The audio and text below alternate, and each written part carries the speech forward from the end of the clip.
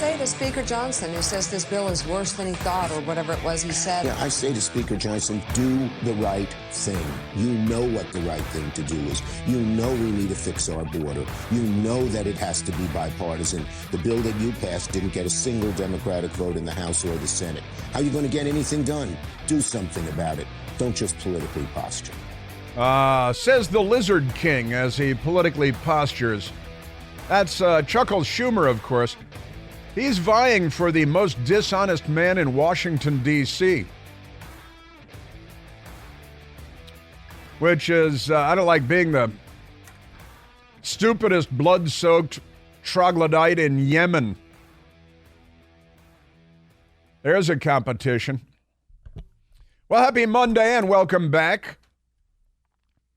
We continue to be at 888-630-9625. The Houthis, they got some bombs. You drop a bomb on me. Biden bombed them on Saturday. Well, he didn't. He stayed home, of course. But, you know, brave men and perhaps some women. We whipped out the old B-1 bomber for this, the old B-1 Lancer. It's a pretty cool airplane. It's been around since the 1970s, really online since the 1980s, 1984, I think. The B-1 bomber flying nonstop from Texas to drop bombs on Yemen, take a little nap, fly back home. And it's a really cool airplane. Have you looked at this airplane? It's supersonic. It's a bomber. We don't have, we only have 3 strategic bombers now. One of them's a B-52. We were building those in 1961, still flying them. Now, the B-1 bomber that came online really in the 1970s, but in the inventory for real in 1984.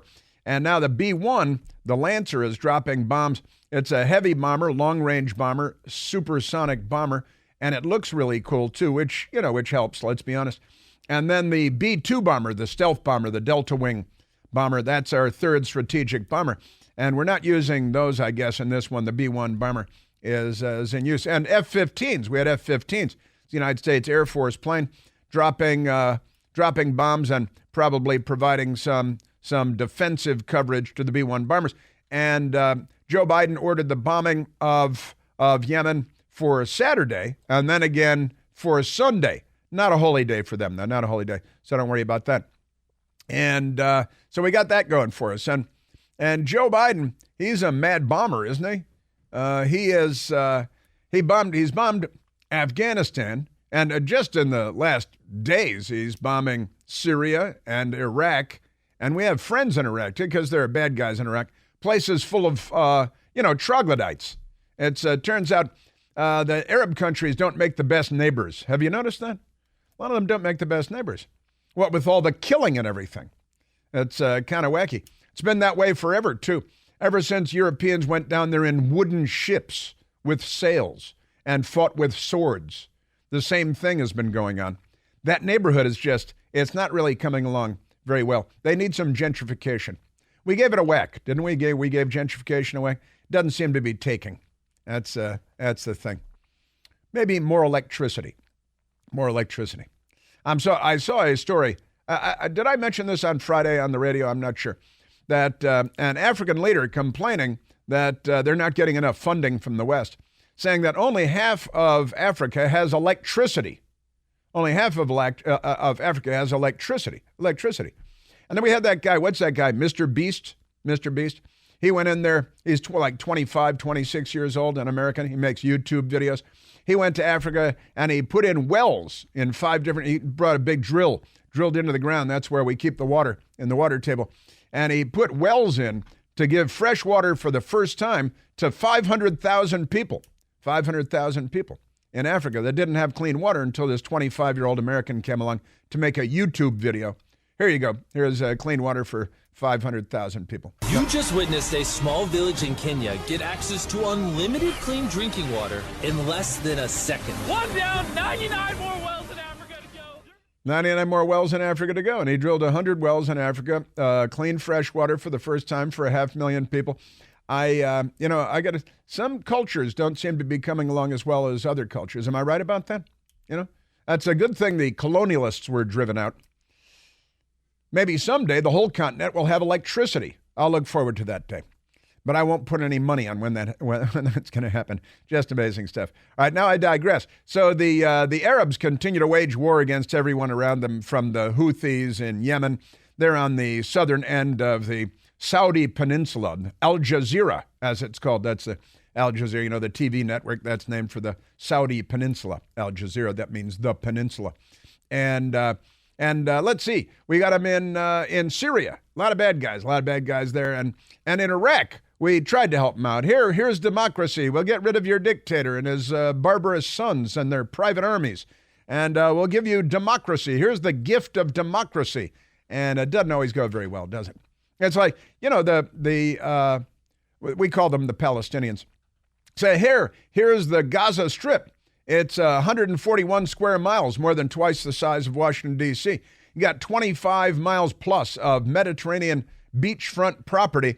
Go ahead, turn it into Las Vegas. Do what you want. And instead, they turn it into a place where, bearded men gargle in the blood of innocents. Babies, mostly. They harvest the organs. They're like Democrats. Pretty amazing stuff. So in any case, Joe Biden is bombing. And we're dropping. I did do some research, as I said, over the weekend. And the bombs cost a lot of money. I know it's not necessarily the most important thing, but it's kind of a big deal, what with the war and everything. And I was trading text messages, text thread with a friend of mine who's a military reporter and a friend who is a retired admiral over the weekend. And I was trading some thoughts on some of these things. And I got to tell you, when I saw this going on, and they're bragging about how many bombs were dropped and how many targets were allegedly hit, and we won't really get much in the way of a bomb damage assessment, the nuts and bolts, but we were told that after the big wave of bombings on Friday, that we killed 16 people. 16 people. That could be a weekend in Chicago without any bombs at all. But we bombed the place, we bombed the snot out of it, and the numbers of bombs and stuff pretty huge. And then we say, we killed 16 people. 16 people. How many targets were hit, though? How many locations? There were 7 locations, more than 100 targets broken up the 7 locations. And then we say, and 16 people were killed. Honestly. MS-13 probably killed that many people in the United States this past weekend, too. Because that's what they do. That's their business. It's the business they're in. And business is good, thanks to Joe Biden and the Democrats. Now, with that said, I went looking up the bombs. I said, texting my friends, well, this is good news for Raytheon. Raytheon's a corporation. They make bombs. They make a lot of bombs. And I went and did a quick search, because that's what I do. And just about a month ago, the Pentagon was proud to announce that Raytheon had just been awarded a new contract of $345 million. $345 million to build 1,500 bombs. It says 1,500 plus bombs of the new Stormbreaker guided bombs. We make amazing bombs. They're great bombs. I know a lot about bombs. They're great bombs. They're wonderful. And they're $230,000 each. They're $230 each bomb. They're not dumb bombs. They're smart bombs. They went to Harvard. They're not anti-Semites, though. Interestingly enough, they're the only thing gets out of Harvard, not anti-Semitic. But the Raytheon Corporation, very proud to announce, and they work with Boeing to make these small diameter bombs, $345 million contract for 1,500 bombs, $230,000 per bomb. Sounds pretty good, right? Sounds like a good arrangement for Raytheon. And Joe Biden is great for the military-industrial complex. Donald Trump, not so good for the military-industrial complex. He was not their hero because he wasn't bombing everybody. He took out, you remember Qasem Soleimani, and that was good. But now Joe Biden is bombing the Houthis in Yemen. He's bombing this another radical Islamic group. They're And they're all Iran proxies, of course. We call them proxies. That's the word of the month, I think, proxies. They are agents of Iran attacking U.S. forces in the region. In Iraq, there is another radical Islamic terrorist group that Iran also helps and funds. In Syria, radical Islamic terrorist group that Iran funds. And, of course, Iran is funded by Joe Biden and Barack Obama and the Democrats, giving them billions and billions and billions of dollars. Now, how did the strikes go? Well, interestingly enough, you see the Biden White House and the Secretary of Defense, remember him, the amazing disappearing Secretary of Defense, he gave him a heads up all over the place, said, well, we're going to be coming out of the east at sunrise at treetop level, flying F-15s and B-2 bombers, and we'll be dropping 147 munitions on 7 different targets. I'm embellishing only slightly, but they gave him all kinds of heads up. Now let's go to Congressman Mike Waltz. Congressman Mike Waltz is a decorated combat veteran and a member of the House of Representatives. And he was asked on Saturday, hey, how do you think those Friday strikes went? We gave them plenty of time to get out of there. Once we hit the proxies, I fear, I want this to be successful. We all do, but I fear it's not going to be. And Sean, I just heard tonight from soldiers who are downrange right now, and they're telling me this is going to equate to nothing more than a multi-million-dollar fireworks show. That this is yet another check the box. And oh, by the way, journalists who are in the Middle East, the BBC and others are reporting that many of those sites were already evacuated. Wait a minute. Many of those sites were already evacuated. The BBC is reporting. And yeah, you betcha. Mm-hmm. Yeah, that's right. Yep. Yeah. Mike Waltz, Republican, Florida. 4 tours, an Afghanistan veteran, Special Forces, 4 Bronze Star medals, and he's not very impressed because we gave him a heads up. We telegraphed everything we were going to do, and all the big-time bad guys said, well, I'm not going to sit here like an idiot, and by the way, that drone is very expensive. Let's move that because we know the Americans are going to hit it because they told us. Now retired U.S. Army General Anthony Tata, Tony Tata, T-A-T-A, great guy, common sense guy. He was having none of it. Well, I don't know that we're deterring or punishing anybody. We're demonstrating technological capability. I think that's really about it. It's a bare minimum of flexible deterrent options that we've got, given the heads up, waiting this long. It's certainly not any kind of penance for killing 3 of our great American soldiers. So what I see is there's no strategy, there's no vision, there's certainly no pressure applied to Iran to stop this fomenting of terror and violence from Lebanon all the way down to the Red Sea and the Horn of Africa. So it's really just very reactionary. But at least it cost $100 million or something, and didn't impress anyone. They sit back and eat shawarmas and watch the explosions. General Tata. This is all a psyop on the American people and the world, quite frankly. It's, here are all the stats, here are all the numbers, but what they won't tell you is here's our strategy, here's our plan to apply pressure to Iran. Here's our plan to protect U.S. vital interests in the Middle East and abroad. Here's our plan to protect U.S. personnel. It's all reactionary. There is no plan. If you remember the Trump administration, we had maximum pressure. We had energy security. We had reduced reliance on the Middle East oil. And all of that has been completely reversed under this administration. And it's putting our soldiers, sailors, airmen, and Marines in harm's way, as we saw less than a week ago where 3 were killed. There is no plan. There's no vision. There's no strategy. And you don't tell them what you're going to do before you do it because it's war, stupid. General Tata I've been saying it. Obama, Biden, the whole gang, they're not on our side. I think, President Obama's overarching foreign policy was a weaker America makes for a stronger world. I think that's very much consistent with what President Biden and this administration is pursuing here. There's this love affair with the Iranian mullahs, and they don't want to offend them. That's why they give $6 billion for 6 hostages. That's why they don't enforce sanctions against trading oil, Iranian oil with China. That's why they continue to allow these attacks to occur, really, unabated. I mean, there's these. This technology demonstration that we did is really just, as Michael Locke put it, a fireworks display. A fireworks display for all of the terrorists to watch from a distance. Sure, while having some hummus. A little hummus. Well, I like hummus. I like a good chicken shawarma, too. Yeah, so Joe Biden's military strategy isn't.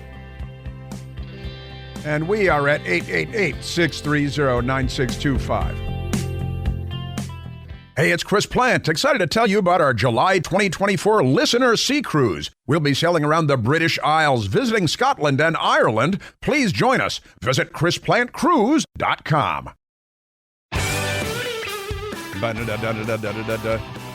President Trump threatening or promising to do exactly what I'd like, and that is take away home rule from the District of Columbia before everyone here is murdered. Democrats are going to wait till everyone's murdered, then they'll discuss what to do. Let's go to the telephones. Michael, let's go to Cole, calling from Stafford, Virginia. Cole, you're on the Chris Plant Show. Hey, Chris, thanks for taking my call. You betcha. So this just harkens back to 2012 when we had that big operation that the Marines were going in Musa Kala. And we didn't just telegraph. We stated, hey, we're going to do this big operation in Musa Kala, and this is what's going on, and we're going to come here and do all this. And there was nobody there. There was hardly any fighting at all. The Marines were the whole notion was oh, it was a great success. But nobody was there. And I had just gotten back from Afghanistan, and I was working with Special Forces, and I had to brief General Flynn right when he got appointed to DIA as the director, and he hadn't put on his next star yet. But he did not understand how come we have not had any successes in Afghanistan. And I had to brief him hey, we told them we were coming. And so that's why that operation was basically a failure in a tactical sense. It was a great PR event, but tactically it was not good. But Obama was just trying to make himself look like everything was going awesome in Afghanistan.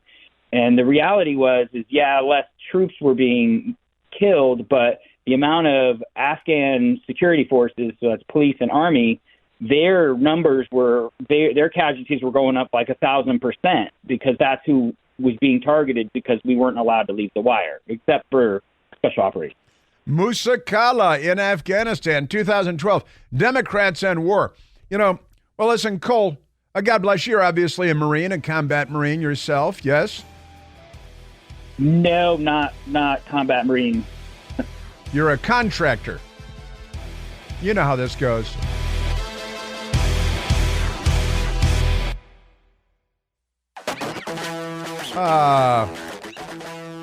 New York City, just like I pictured it. The city that never sweeps. It's a city that never sweeps. Needs a good hosing down at this point. Someday a great rain will come, as Travis Bickle envisioned, and wash all the scum from the streets. But they're a little backed up right now, gotta say. I know you're aware of this, but I think it bears repeating.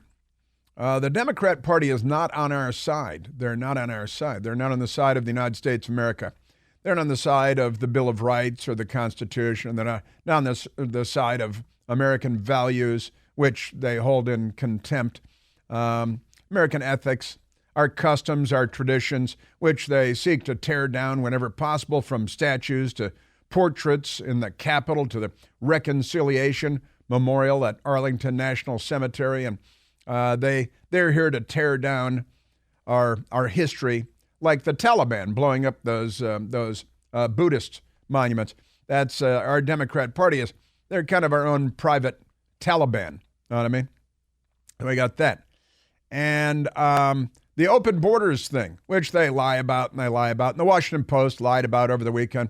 2.3 million people came in and like on a single weekend. They're telling us, 2.3 million came in under Joe Biden. Yeah, that or 10 million, one or the other. Pay no attention. It's good to be a Democrat because all the media, they just lie for you. You have to lie when somebody asks you something, but yeah, they're lying for you in the meantime. It's pretty amazing stuff. It is. And again, the New York City migrant homeless explosion proves that the city can't take much more. That's the New York Post reporting the news because the Democrats, I'm telling you. All right, so ICE arrests more than 100 illegal immigrants, some with child sex charges, in 25 U.S. states. This is because Joe Biden wants more of this. Forget what he says. Look at what he does. Judge him by his deeds, not his words. And of the 171 illegal aliens arrested, 103, this is a sweep, 103 had convictions or pending charges for assaults against children, including sexual assaults. And your Democrat Party looks at that and says, well, what? You got to break a few eggs. Besides, they're also the party of standing ovation for Roman Polanski. They're the party of Jeffrey Epstein, who didn't kill himself. They're the party of Bill Clinton. They're the party of Joe Biden, sniffing, leave the children alone, stay away from the children. They're the party of transgender, twerking, what are they? Strippers, prostitutes in kindergarten, because they're having a lot of sexual issues. They're the party of, who was the mayor of College Park? If you're a Republican, we'd all remember his name. College Park, Maryland, where they keep a college. That's why they call it that, the University of Maryland. And the mayor there, longtime Democrat, elected Democrat, and close personal friend of Pete Buttigieg, invited to the Biden White House repeatedly with his pictures on the lawn at the White House. Pete Buttigieg's buddy. He's in prison now for like 65 years for all his gay child porn that they caught him for when they weren't busy monitoring Catholic churches. But listen to this, because more than 100 illegal immigrants wanted for crimes, including child sexual assault and murder, were arrested nationwide in a major enforcement action, U.S. Immigration Customs Enforcement announced on Thursday. We kind of learned of it on Friday. ICE's enforcement and removal operations. They call it ERO because everything has to be an abbreviation. Arrested 171 unlawfully present non-citizens out of like 9 million. They arrested 171 in 25 U.S. cities. Good for them. In an operation carried out over a little more than a week, officials said. They say the course of 11 days, dedicated, committed law enforcement officers, true, zeroed in on removable, at-large non-citizens who are waiting for or who have already been convicted of horrible, almost unspeakable crimes like assaults against children, including sexual assaults and murder. Acting ICE Director Patrick, Lechner said, I'm going to go with that, said in a news conference. So nationwide enforcement efforts took place between January 16th and January 28th. Now, good for ICE. The problem is they've got their hands tied, and there are a lot more. There are millions more. We're all aware of the Brazilian mass murderer who was convicted of murdering 11 people in Brazil, sentenced to 275 years and 11 months in prison. He escaped. He was a police officer. It was a police massacre in Brazil. Pay no attention to that. In fact, there's some D.C. Democrat last week was saying, hey, crime here isn't so bad. Look at Brazil. Oh, okay. Where they have like 90 murders per 100,000 when we have 6 murders per 100,000, or say, hey, could be worse, could be Brazil. Yeah, well, it will be worse because our border's open. And so this Brazilian guy murdered 11 people, and he's working in somebody's house in New Hampshire, Swedish police. And then the other Brazilian guy who was on the lam in Pennsylvania after stabbing the woman to death, he stabbed her like 38 times or something, murdered her. Then he went on the run because he did that spider crawl up the wall and escaped from prison. These Brazilians, they escaped from prison. We're going to have like Brazilian-proof prisons, it looks like. Completely crazy. And what are the Democrats doing about it? Well, again, the New York Post, the most important newspaper in America, launches a $53 million program to hand out prepaid credit cards to migrant families. It's always the families and the children. They're lying. It's not going to migrant families. $53 million. They're going to give out these cards worth $1,000 each, $1,000 cards for illegal aliens. So if you're an illegal alien and you're in Washington, by all means, go to New York. Because there was a story last year that the island of Manhattan was sinking. Remember that? It was sinking, and it was going to be underwater soon enough. Let's send more illegal aliens to Manhattan and see what happens. Sitting in studio today, we have a visitor from Manhattan, as a matter of fact. And he's rolling his eyes and laughing uncomfortably just a little bit. But never mind that. So Mayor Eric Adams' administration will soon start handing out prepaid credit cards to migrant families being put up at Big Apple hotels. They're paying for hotel rooms too. The New York Post has learned the $53 million pilot program, just a pilot program, run by the New Jersey company Mobility Capital Finance, will provide, being run by them, not paid for by them, will provide asylum seekers arriving at the Roosevelt Hotel, go right to the Roosevelt Hotel, with the city cash to help them buy food and, whiskey and rifles, So they're going to start with a group of 500 families, short-term stays in hotels. In Chicago, they're trying to kick them out of the hotels because they're so overwhelmed there. Not a border city and not a border state, Illinois, but never mind. The cards can only be used at bodegas, or as Jill Biden would say, bodegas, where they have those delicious breakfast tacos. Grocery stores, supermarkets, and convenience stores. They got liquor at all those, right? Liquor at every one of those. Liquor at all those. And then you get cash back. You trade the card for cash, and you know how that works.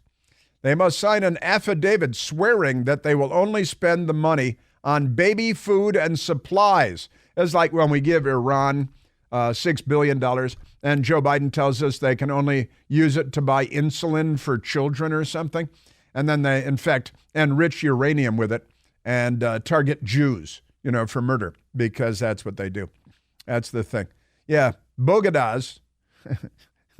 It's good to be a Democrat, isn't it? As distinct as the bodegas of the Bronx. The bodegas in the Bronx. I love that.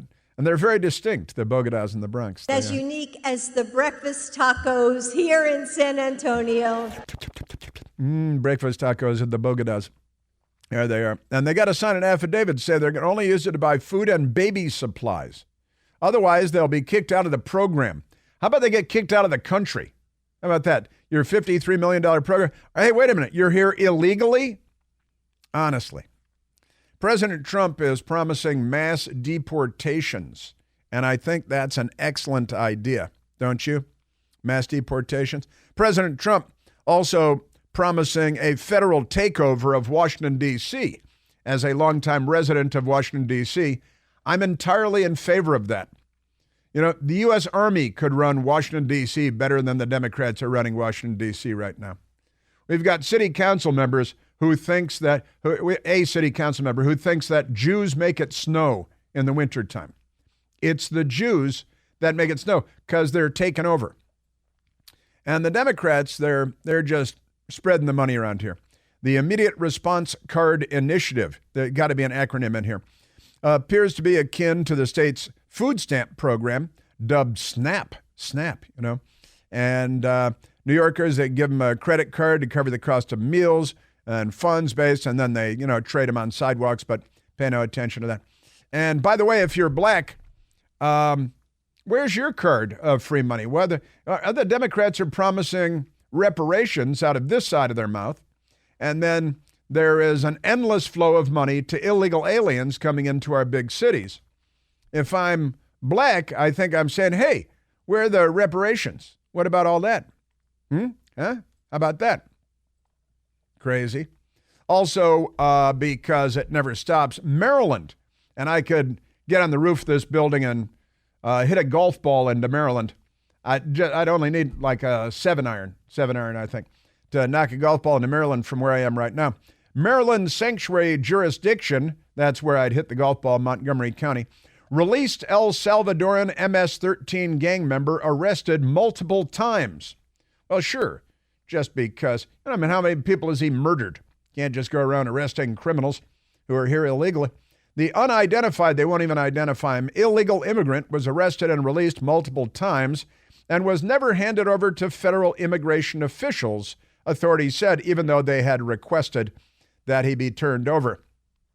An illegal immigrant from El Salvador, convicted of weapons charges, was arrested last month after Maryland authorities kept releasing him back onto the streets because of their sanctuary policies despite his lengthy criminal history, immigration officials said.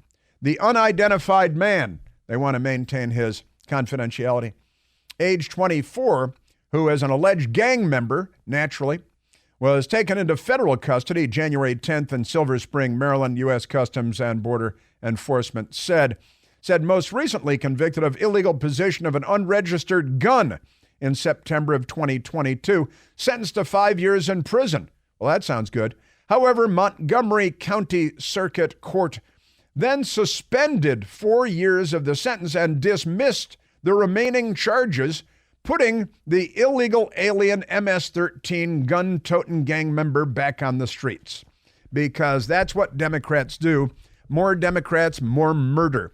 More Democrats, more carjacking. Now, ICE is just shaking their heads at this. He came into the country illegally in 2014, Rio Grande Valley in Texas, accompanied as an unaccompanied minor. The Democrats want all these unaccompanied minors who are gun-toting gang members to come into the country so they can murder people. He was served with a notice to appear before immigration judge, was handed over to his mother in Rockville, Maryland in 2014. Sounds like a nice family, doesn't it?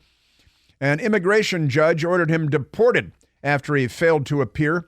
And honestly, then 2016, arrested, first-degree assault, weapons-related charges. The Democrats keep releasing him because they like murder. They're like Al-Qaeda. They love death more than we love life. A 2017 detainer request was ignored, and the Salvadoran citizen was again released. Forget the charges. He was sent to juvenile court, and the Department of Homeland Security confirmed he's an associate of a street gang. He's an associate, like he went to law school. Just amazing. And they just keep releasing him. Montgomery County Police charge him with crimes related to making false statements to a police officer, obstruction, another detainer request by ICE, and again, they let him go in 2018 and dismissed the charges. What is the matter with you people? You are mental. I say mental, what I mean is mentally ill, mentally disturbed, mentally unstable. And you're in positions of authority so that you can do damage. Just amazing stuff. Am I right? I've got, what do we have here? I've got Alvin Bragg coming up. I've got all kinds of New York immigration crazy coming up because they're here to destroy. Wherever you are, Democrats, hey, that was illegal aliens just broke into our sound system. How'd that happen? The city of New York is in trouble. The city of Chicago, of Washington, the state of Maine, Seattle, Washington, across the country, Denver, the healthcare system is on the ropes. You know why? Why is it, Michael? Democrats is the correct answer. 888-630-9625.